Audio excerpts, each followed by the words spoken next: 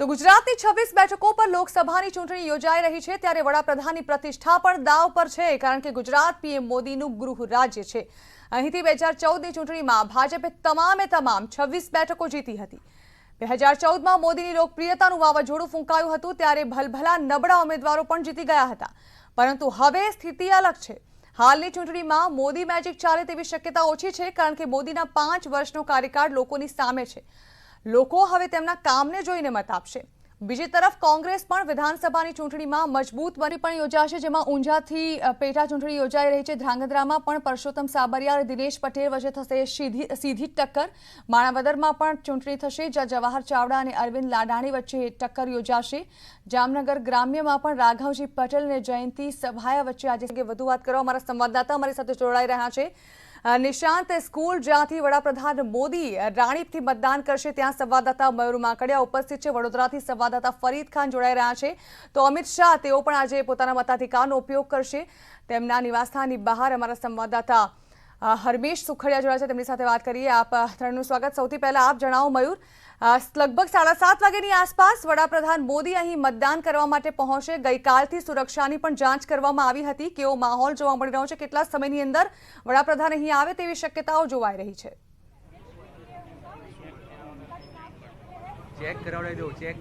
जी बिल्कुल, वडाप्रधान नरेंद्र मोदी जे राणीप खाते जे निशान स्कूल है त्या 7:30 કલાકે સવારના તેઓ આવશે। અહીં તમે જે રીતે જોઈ રહેલા છો તો સુરક્ષાની દ્રષ્ટિએ પણ જે પોલીસ બંદોબસ્ત છે તે ગોઠવી દેવામાં આવેલો છે અને પાછળની તરફ જે નિશાન સ્કૂલ છે તેના રૂમ નંબર 3 ખાતે જે વડાપ્રધાન નરેન્દ્ર મોદી છે તે મતદાન કરવાના છે।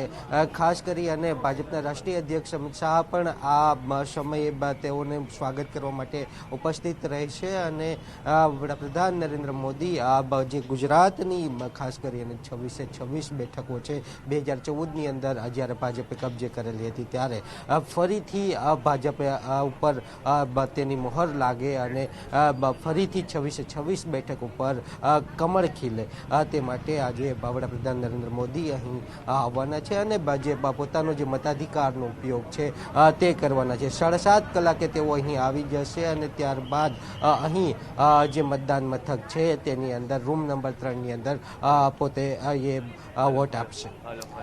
બિલકુલ મયુર, આપણી સાથે અન્ય સંવાદદાતા પણ જોડાયેલા છે। આ અંગે વધુ વાત કરો હરમેશ પણ આપણી સાથે છે। હરમેશ, અમિત શાહ જે છે તે પણ પોતાના મતાધિકારનો ઉપયોગ કરશે। સવારે 9:30 થી 10 કલાકની અંદર તેઓ નારણપુરા પહોંચશે। જાણવા માંગશું તેમના મતદાનને લઈને, તેમના આવવાને લઈને શું શક્યતાઓ વ્યક્ત કરવામાં આવી રહી છે અને હાલ ત્યાં કેવો માહોલ છે?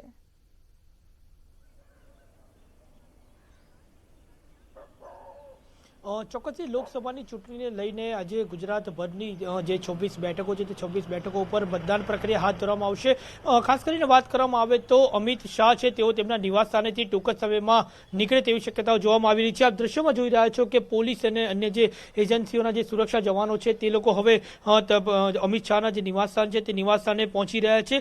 વાત કરવામાં આવે તો જે રીતનો કાર્યક્રમ છે તે કાર્યક્રમની જો વાત કરવામાં આવે તો ટૂંક જ સમયમાં તેઓ તેમના નિવાસ સ્થાનેથી નીકળશે અને અહીંયાથી તેઓ રાણીપ કે જ્યાં નરેન્દ્ર મોદી મતદાન કરવા જવાના છે તે નિશાન સ્કૂલ ખાતે તેઓ પહોંચશે। ત્યાં આગળ જે વ્યવસ્થા છે તે વ્યવસ્થાની ચકાસણી કરશે। ત્યારબાદ તેઓ અમદાવાદ શહેરમાં જે 26 જેટલા જે બૂથ છે તે 26 બૂથ ઉપર તેઓ પોતાની નિરીક્ષણ કરશે। 26 બૂથ જે છે તે નિરીક્ષણ કર્યા બાદ પોતે નારણપુરા કામેશ્વર મહાદેવનું મંદિર આવેલું છે ત્યાં આગળ જે સરકારી કચેરી આવેલી છે ત્યાં આગળ પોતાના મતદાન કરશે તેવું હાલ કાર્યક્રમમાં જણાવવામાં આવી રહ્યું છે।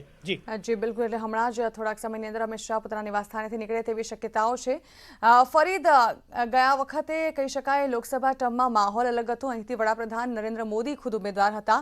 આ વખતે રંજનબેન ભટ્ટ જે છે ફરીથી રિપીટ કરવામાં આવે છે। 7 કલાકે મતદાન શરૂ થઈ જશે। જાણવા માંગીશું કેવો માહોલ છે મતદાન બૂથોની બહારનો હાલ? ચોક્કસ ઝરણા આપણે ગત 2014 લોકસભા ચૂંટણીની વાત કરીએ તો તે વખતે વડાપ્રધાન નરેન્દ્ર મોદી એટલે કે નરેન્દ્ર મોદી અહીંયાથી ચૂંટણી લડ્યા હતા. આ વખતે રંજનબેન ભટ્ટ ભાજપના ઉમેદવાર છે એટલે ગઈ ચૂંટણીમાં જે ઉત્સાહ હતો તે ચોક્કસ ઓછો થયો છે, પરંતુ મતદારો વધુમાં વધુ મતદાન કરે તે માટેની તમામ તૈયારીઓ જે છે એ ચૂંટણી તંત્રએ કરી દીધી છે. આપ જોઈ રહ્યા છો કે અમે લોકો અત્યારે વડોદરાના જે સયાજીગંજ વિસ્તારમાં જે મગનભાઈ પટેલ પ્રાથમિક શાળા એ મતદાન કેન્દ્રમાં અહીંયા ઉપસ્થિત છે. ઝરણા અહીંયા 5 મતદાન કુટીર જે છે એ બનાવવામાં આવી છે, એટલે 5 મતદાન મથકો છે જેમાં સખી મતદાન કેન્દ્રનો પણ સમાવેશ થાય છે. તમામ અહીંયા જે અધિકારીઓ જે છે તે લોકોએ અહીંયા આગળ તમામ રીતે તૈયારીઓને આખરી ઓપ આપી દીધો છે. આપ જોઈ રહ્યા છો કે બધા સ્ટેન્ડ 2 છે. બસ બરાબર 7 કલાકે અહીંયા આગળ મતદાન જે છે તે શરૂઆત થશે. ખાસ આ દિવ્યાંગો માટે પણ જે પ્રાયોરિટી આપવામાં આવશે, જે દિવ્યાંગ મતદારો જે છે તેમના માટે પણ ખાસ સૂચના આપવામાં આવી છે કે તેમને પ્રાયોરિટી આપી અને તેમને મદદ કરીને તેઓ શાંતિપૂર્ણ રીતે કોઈ પણ મુશ્કેલી ન નડે તે રીતે તેઓ મતદાન કરી શકે. તે સિવાય અહીંયા આગળ તમામ પ્રકારની શાંતિપૂર્ણ રીતે મતદાન થાય તેની તૈયારીઓ જે છે એ વડોદરામાં પૂર્ણ કરી લેવામાં આવી છે. 1824 વડોદરા શહેર જિલ્લાની વાત કરીએ તો મતદાન મથકો છે અને તેમાં આ વખતે અતિ સંવેદનશીલ કે સંવેદનશીલ મતદાન મથકો છે તે અંગે જાહેરાત ચૂંટણી તંત્ર દ્વારા કરવામાં આવી નથી, પરંતુ સુરક્ષા વ્યવસ્થાની વાત કરીએ તો બિલકુલ ફરીથી આપણી પાસે ફરી એકવાર આવીશું. અત્યારે રાજકોટથી સંવાદદાતા હરીન માત્રાવાળા પણ આપણી સાથે જોડાઈ ગયા છે. હરીન, રાજકોટ એવું કેન્દ્ર છે કે અહીંથી ઘણા દિગ્ગજો મતદાન કરશે. મુખ્યમંત્રી વિજય રૂપાણી હોય, કર્ણાટકના રાજ્યપાલ વજુભાઈ વાળા હોય, ક્રિકેટર ચેતેશ્વર પુજારા હોય કે પછી પૂર્વ મુખ્યમંત્રી કેશુભાઈ પટેલ.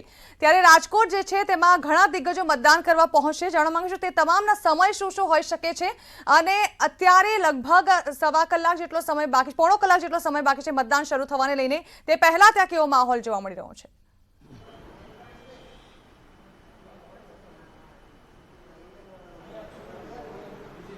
ચોક્કસ વાયનો માહોલ બતાવવા માંગીશ ને જો વાત કરવામાં આવે તો થોડીવાર બાદ મુખ્યપ્રધાન વિજયભાઈ રૂપાણી છે તે અહીંથી જ મતદાન કરવા આવશે. સાથે સાથે કોંગ્રેસના જે ઉમેદવાર છે લલિત કગથરા તેઓ પણ અહીંથી મતદાન કરવા આવશે. બીજી તરફ જો વાત કરવામાં આવે તો ક્યાંક ને ક્યાંક તમામ દિગ્ગજ નેતાઓ છે તેઓ પણ અહીંથી મતદાન કરવાના છે. જો સૌથી મહત્વની વાત કરીએ તો મુખ્યપ્રધાન વિજય રૂપાણી અને લલિત કગથરા જ બંને 7 અને 7:30ના સમયે આવશે. કેશુભાઈની વાત કરવામાં આવે તો કેશુભાઈ 12 વાગ્યાનો તેમનો સમય છે. આ ઉપરાંત જો વાત કરવામાં આવે તો કર્ણાટકના રાજ્યપાલ વજુભાઈ વાળા છે તેઓ 2 વાગે મતદાન કરવા આવશે. ચેતેશ્વર પુજારા અને કીર્તિદાન સહિતના જે વાત કરવામાં આવે તો ક્રિકેટર અને કલાકાર છે તેઓ પણ 10 વાગ્યાની આસપાસ છે તેઓ મતદાન કરશે. પરંતુ અત્યારની વાત કરવામાં આવે તો ચૂંટણી તંત્ર દ્વારા તમામ તૈયારીઓ છે તે પૂર્ણ કરી દેવામાં આવી છે અને ક્યાંક ને ક્યાંક થોડી મિનિટો બાદ જ જે રીતે મતદાન શરૂ થવાનું છે તેની તૈયારીઓને પણ આખરી ઓપ આપી દેવામાં આવ્યો છે. જો વાત કરવામાં આવે તો મુખ્યપ્રધાન વિજય રૂપાણી થોડીવાર બાદ મતદાન કરવા આવશે. ભાજપ અને કોંગ્રેસ વચ્ચે કાટેકી ટક્કર છે, કેમ કે જે રીતે મોહન કુંડારિયાની વાત હોય અથવા લલિત કગથરાની વાત હોય, બંને દિગ્ગજ આગેવાનો છે, બંને લડાયક નેતાઓ છે અને ક્યાંક ને ક્યાંક બંને વચ્ચે સીધો જંગ જામશે. અને જે રીતે રાજકોટ લોકસભાની અંદર 7 જેટલી વિધાનસભાઓ છે તેમાં બરાબરના જે કટોકટીના છે તે પારખા પણ જોવા મળશે. જી બિલકુલ હરીન, આભાર. તો અનેક દિગ્ગજો આજે મતદાન કરવા પહોંચશે. ત્યારે આ અંગે વધુ વાત કરવા ગાંધીનગરથી હિતેન્દ્ર બારોટ પણ અમારી સાથે જોડાઈ રહ્યા છે. જે રીતે હિતેન્દ્ર, નરેન્દ્ર મોદીના માતા જે છે હીરાબા 98 વર્ષની ઉંમરે પણ તેઓ પોતાના મતાધિકારનો ઉપયોગ કરતા જોવા મળતા હોય છે અને આજે પણ પોતાના મતાધિકારનો તેઓ ઉપયોગ કરશે. જાણવા માંગે શું સમય હોઈ શકે છે અને ક્યાંથી તેઓ મતદાન નોંધાવશે?